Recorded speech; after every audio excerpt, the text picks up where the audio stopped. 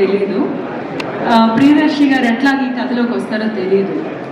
అందువల్ల స్టార్ట్ చేసిన దగ్గర నుంచి ఇది నా పిక్చర్ అని మర్చిపోయి ప్రతిసారి ఏదైనా ఒక బెస్ట్ పాయింట్ వచ్చినప్పుడు నేను చప్పట్లు కొట్టడం స్టార్ట్ చేశాను. కోర్టులో మీ ఎంట్రీ ఉంది కదా, సెకండ్ ఎంట్రీ, మీరు రారనుకుని ఊరికి పారిపోతారు, తర్వాత మీ ఎంట్రీకి మళ్ళీ నేను. సో అంత బాగా ఈ కథ తెలిసినా కూడా నన్ను అందులోకి లాగేసింది ముందు రైటర్స్కి, జగదీష్కి బెస్ట్ వర్క్ మీరు ఇచ్చారు. మంచి టాలెంట్ ఇండస్ట్రీలోకి మీరు ఇండస్ట్రీలోకి వస్తున్నారు. అది ఒక హిట్గా తీసుకురావడం ఎలాగా అనేది కూడా మీరు తెలుసుకుని వచ్చారు. ఎందుకంటే మంచి విషయాలు చెప్పడం ఒక ఎత్తు అయితే అది కరెక్ట్గా చెప్పడం ఇంకొక ఎత్తు. అలా చెప్తారు అన్న ఒక నమ్మకం తనకి రాబట్టే నాని గారేమో మిమ్మల్ని ఎంచుకున్నారు. బట్ యాక్చువల్గానేమో ఆ పిక్చర్ చేస్తున్నప్పుడు నేను అనుకున్నాను your a true artist. So ఒక ట్రూ ఆర్టిస్ట్కే ఇట్లాంటి ఒక ఎక్స్పెరిమెంటల్ ఫిల్మ్ని ప్రేక్షకులకి తీసుకెళ్దాం అనిపిస్తుంది అని చెప్పేసి అప్పుడు నేను అనుకున్నాను అనమాట. అంటే ఒక ఆఫ్ బీట్ సెన్స్ ఉంది నానిలోను as a creator, as a producer అని చెప్పి నేను అనుకున్నాను.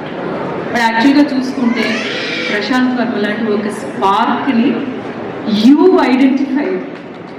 ఆ పిక్చర్ ఫుల్గా చూసిన తర్వాత నాకు అది అర్థమైంది.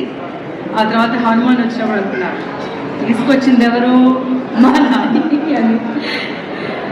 బట్ ఈ పిక్చర్ నేను కథ విన్నప్పుడు కూడా నాకేమనిపించిందంటే ఇది కూడా కొంచెం ఆఫ్ బీట్గా సెలెక్ట్ చేసుకున్నట్టున్నారు నాని అని చెప్పేసి.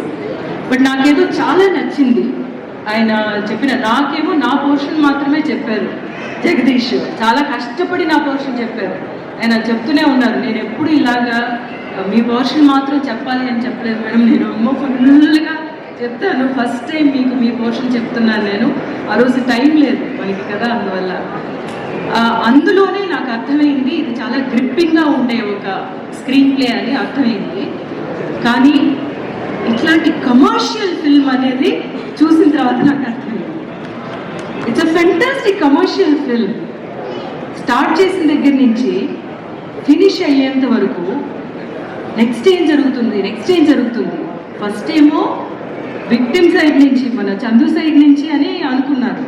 తర్వాత చూస్తేనేమో ఆ 16 నిమిషాలు వచ్చేసరికి వీళ్ళు ఏదో తప్పు చేస్తారు అని. So that is a very very clever writing అండి. ఆడియన్స్ని ఒకటి గెస్ చేయించను మళ్ళీ వాళ్ళకి. అందువల్ల ఈరోజు హీరోలు మీరు. ఫస్ట్ నిజంగా మంచి కథ తీసుకొచ్చి దాన్ని మంచి సినిమాగా తీస్తే ప్రేక్షకులు ఎంత సెలబ్రేట్ చేస్తారో అన్నదానికి ఇంకొకసారి ప్రూవ్ చేశారు.